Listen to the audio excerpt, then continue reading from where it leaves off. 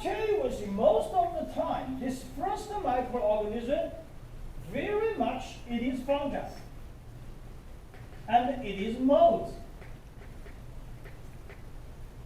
And they kill or inhibit another microorganism. This is most likely is bacteria. And keep in mind, antibiotics never work for virus. This is a common sense. If you have a coronavirus, you can muscle inject the penicillin instead of will get a treatment. No. Its only target is bacteria most of the time. And for the fungi, we have anti-fungi drugs. It's another story. Okay? So here we want to talk about is most of the time is metabolic chemicals coming from fungi. You most of the time the molds to kill or inhibit bacteria. Usually, originally, it is natural synthesized or natural synthesis. However, later on, people make it chemicalized, so we call it a semi-synthesis.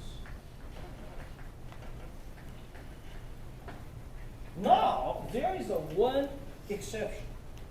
In this definition, there is one thing is an exception. Is sulfonamates, we just call it sulfur drug. We will mention this in detail when we talk about exam 3. Sulfur drug is made, is manufactured. This did not fit the definition of here. However, we still think it is antibiotics. It's still belonging to this group. But it is an exception. I just want to let you know about that. Okay? Well, so here is some overall picture about antibiotics. Now, we want to talk about several terminology. This is a little bit of history. Paul Ehrlich is the first person. In 1912, what he did? Chemotherapy for syphilis. That's why these two sections are usually put them together. Because by the time syphilis is pretty popular in the whole country. Not in the United States, in the whole world, I was in the eastern part of the earth. Paul Ehrlich wants to have some treatments. So when they try to find the treatments for syphilis, it started to have antibiotics. Who is the first person to find antibiotics? 1928, Alexander Fleming. And I want to tell you one thing, he did not find it purposely. It is a mistake. It is a contamination. What happened? The day he's doing the research to grow a fungi called penicillium. And by accidentally, because he's a medical doctor, by accidentally, there is Staphylococcus aureus growing on the other. And it's very interesting. What do you find? Sorry, this should be opposite direction. It's opposite direction. He is going to, at the beginning, he's going to grow, actually is a fungi. Okay, fungi like that. He's growing penicillium right there. And then he goes to the vacation. He went for the vacation for like a month. When he comes back, before he goes to vacation, maybe he was too excited. So the place get contaminated with what? Staphylococcus aureus. We know this test. But it's very interesting. The whole place is covered with Staphylococcus aureus when he comes back from the vacation. The only thing didn't grow is surrounded this penicillin. So what happened is the whole place looks like this.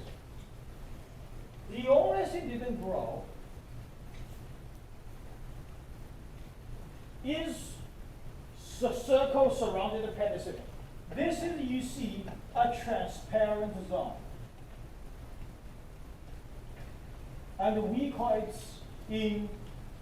inhibitory zone. That's what the beginning people find. Penicillin could generate a magical chemical. Later we call it penicillin. Okay? That's what the originally comes from. Now, based on lots of the research they did, 1947 they find the chromomycin, 1950 antibiotics used for treat human disease.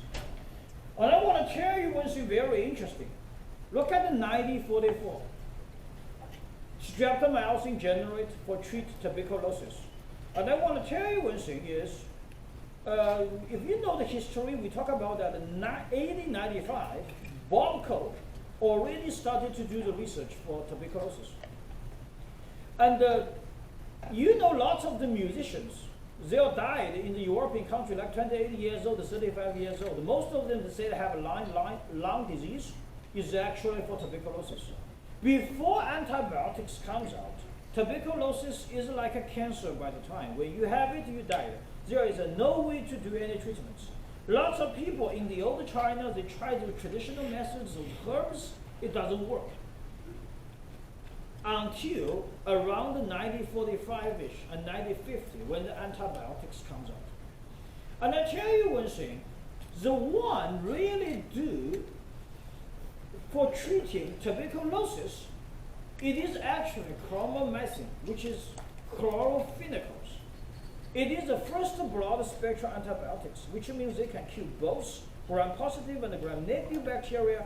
However, that antibiotics have a very severe side impacts.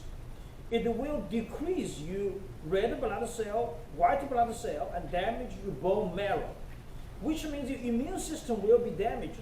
That's a very strong side effects.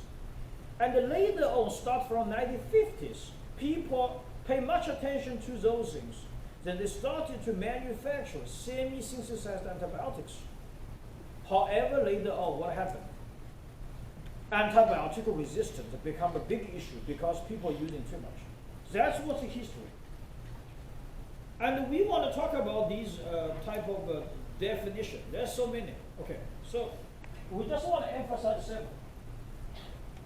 Number one, we mentioned about antibiotics can kill or inhibit bacterial growth. If they kill bacteria, we call cider. If they inhibit a bacteria, what means inhibit? If you still remember, the inhibitor, which means the bacterial growth curve, the lag phase will be extended. However, eventually it is still going to grow the bacteria. So inhibit is only to delay the bacterial growth. We have another one called static. This is the first terminology we want to talk to. The second one, which is called therapeutic index. What is therapeutic index? It is toxic dose divided by therapeutic dose.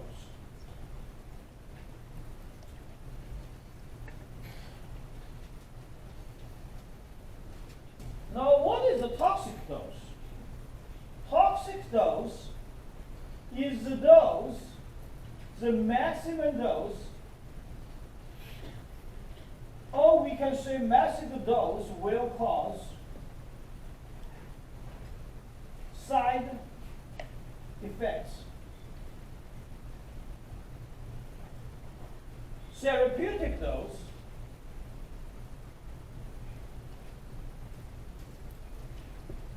is the minimum dose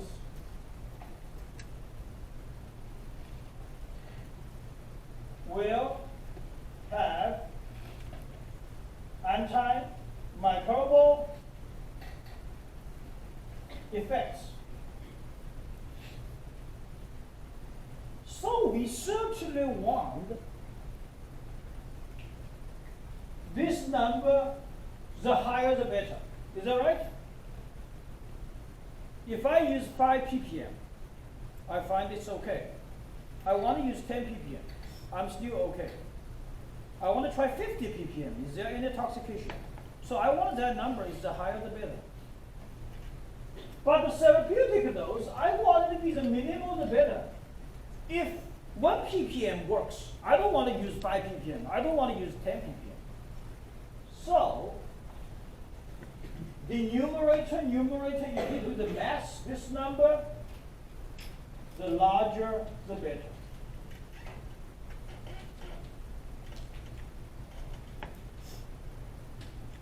Okay, this comes out with this index, which is called therapeutic index. So third thing I want to mention is antibiotics does not mean it's going to be magic for everything. There is some antibiotics only working for gram-positive bacteria or only working for gram-negative bacteria. We call it narrow spectrum, which means only gram-positive or gram-negative. Later on, people do some of the chemical synthesis, will become broad spectrum. Therefore, works both for gram-positive and negative bacteria. That's what it is. But I want to tell you one thing, most of the times it works better for gram-positive bacteria, although it is called broad spectrum. It's for the impact for gram-negative bacteria is very limited. Now we have this therapeutic index. Toxic dose, usually you cannot control. It is a fixed number. Okay, you have a side effects, 100 ppm. That is 100 ppm. You cannot change. And usually the antibiotics, when they generate it, it's already fixed at that characteristics. But we do want to see is this guy, therapeutic dose. Because of the therapeutic dose, we come out with a new index, it's called MIC. That is called minimal inhibitory concentration. Why? We wanted to find the minimal concentration of antibiotics can kill or inhibit bacteria because it's safe. Therefore, it comes about 3 major methods to determine MIC. What are those 3 methods? Is right there. The first one could be Boer test. We will do this in the lab. So what's the story? This is a very special agar. It's not a neutron agar. It's called a Moeller-Helton agar. MH agar, just say. I'm going to add a bacteria there. The bacteria I'm going to add it there. How many bacteria added there? About 10 to the 8th. We call it a 0.5 McFarland standards. We'll talk about everything in the lab much more detail. And what we do, look at the device there. It's a dispenser. We will add in a lot of the disc. And this disc containing antibiotics. So for example, if they write P10,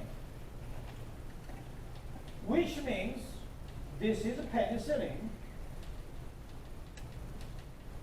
and this is 10 microgram. And after you add a disc containing antibiotics, you do the incubation, you will find a bacteria cannot grow there. And then I'm going to measure is inhibitory zone, which means how large the diameter looks like. You can compare to the table coming from American Antibiotic Association. We will do a comparison to see whether it's inhibitory, intermediate, or resistant to the antibiotics. So that's what the method we do. It's called the Kirby-Boyle test. Kirby-Boyle test basically is, we call it a qualitative test. We know yes or no, but we don't really know the exact number. The second method is called the E-test. E-test is like this. We will be adding is a strip there. This strip from the top to the bottom, the concentration is twofold increase. So let's say this is 2, this is 4, 8, 16, 32, 64, 128. And then I grow bacteria there. I want to find the first bacteria, the first marker, which is transparent. And we know this number, let's say 16, and we know the MIC is 16 microgram. So this is what it is. Look at that, the zone is there. All the area which is green color, which means bacteria are going to grow. And the intersection right here, you see the number? That is the minimum inhibitory concentration, MIC. That's called the E-test.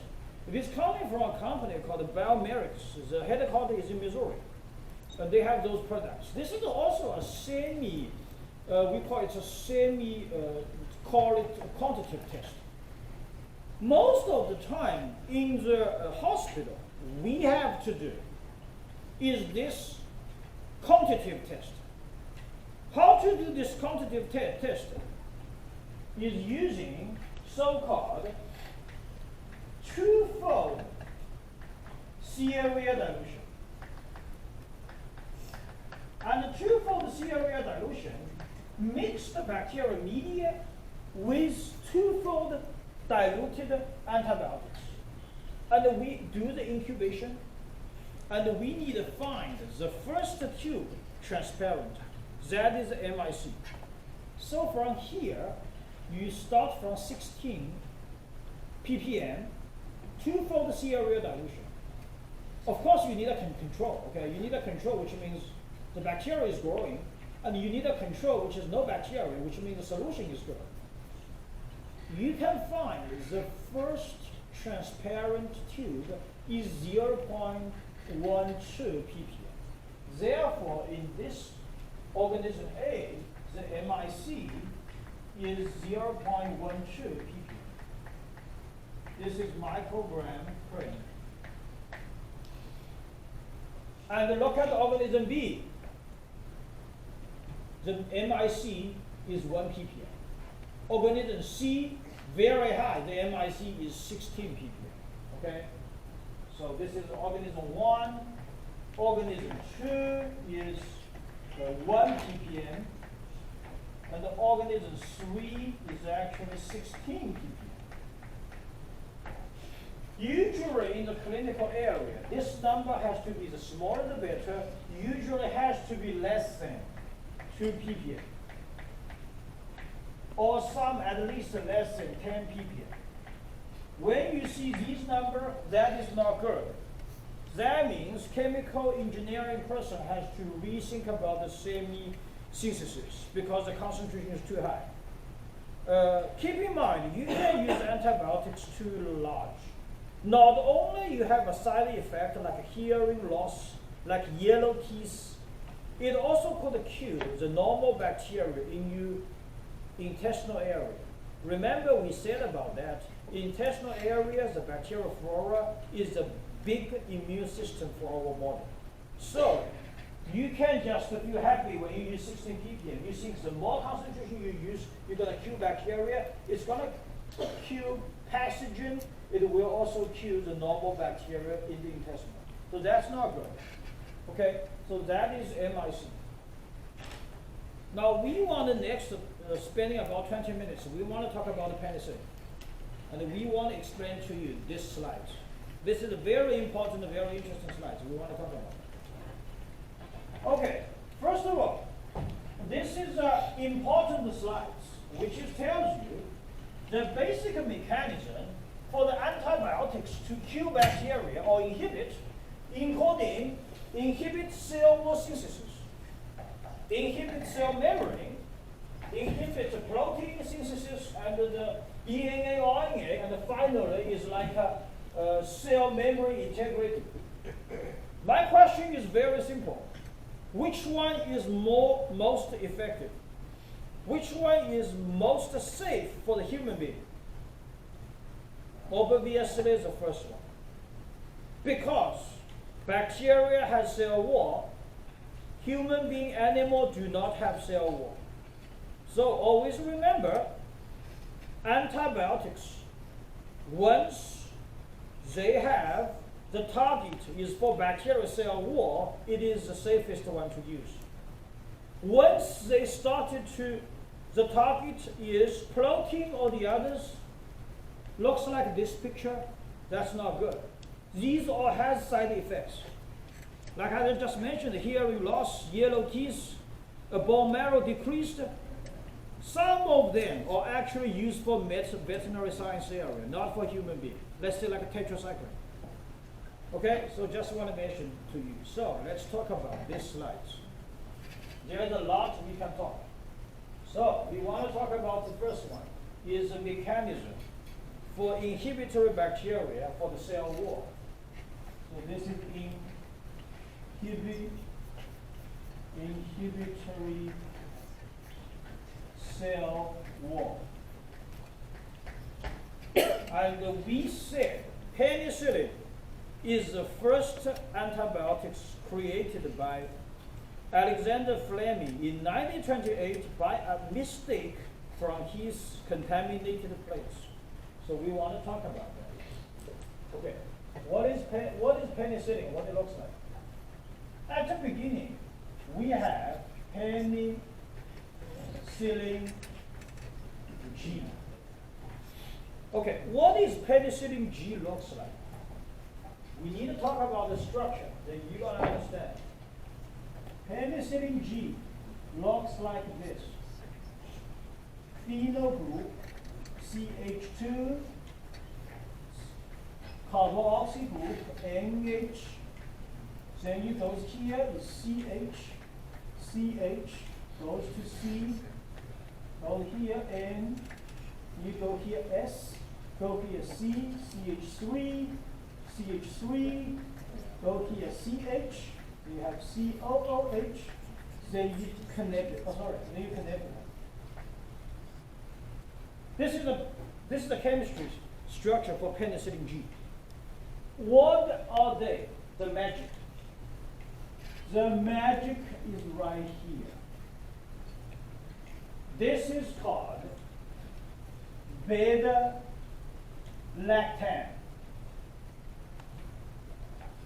Now, how about here? This here is called 6' amino penicillic acid. So, penicillin G, said very simple. It is a derivative from 6' amino penicillic acids. Now the magic stuff is beta-lactam. Why? We need to go back to what we talked about in the exam 1, cell wall structure. Okay. What is the cell wall structure? What is NAG? N-acetylbromic acids. What is NAM? N-acetylmuramic acids. Okay, they connected with each other one by one. Remember I said the simplest way to understand the structure of a cell wall coming from a major component is peptidoglycan. And the peptidoglycan is composed by modified sugar, NAG and NAM, and cross-linked with what? Amino acids. We have all these. Okay, we have all these. GLY, alanine, glycine, and then we also cross-link. This is the structure for peptidoglycan. Okay, how penicillin works? It's very interesting. There is a protein right here. This protein called penicillin binding protein. Penicillin binding protein. Why it's called a penicillin binding protein? It's a very ironic name. People started to see the mechanism of how penicillin killing bacteria, and they find this protein. How they work? This beta-lactam go there to attacking this penicillin binding protein, and then will be hydrolyzed this peptide chain. Therefore, you can kill bacteria.